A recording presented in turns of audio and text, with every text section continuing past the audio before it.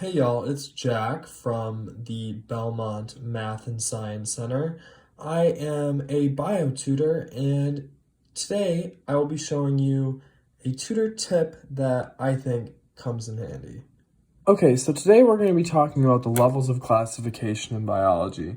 And these are very important because this is how we classify every organism on the planet. And it also is very important because when we discover a new organism, we try and go through the motions of how to put it each into its perspective group. So the first group that we have is domain. Domain, I'm sure you're familiar with eukarya, archaea, and bacteria. Those are the three domains that we have for all living organisms. And then we have kingdom. So in kingdom, you'd be familiar with animal, Animalia, Plantae, fungi, and there are a couple others, but that they increasingly there's more as we go down the line. And the next is phylum, then it's class, then order, then family, then genus, and species.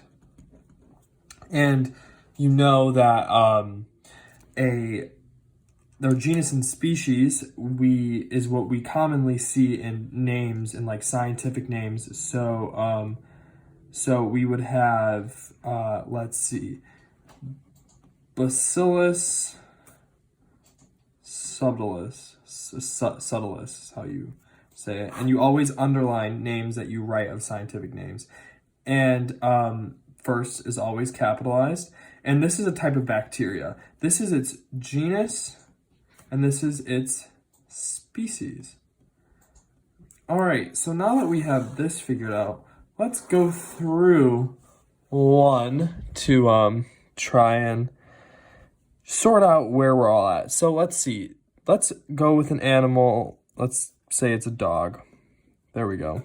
We've got a dog up here. So its domain would be eukarya, because it's a multicellular organism. Its kingdom would be Animalia, because we recognize it as an animal. The phylum would be Chordata.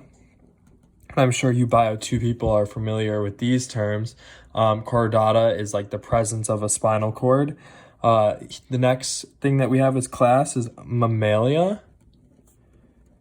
Fun fact, humans are also in the same class. Order would be Carnivora, which means that it's just a meat eater. The family would be Canidae.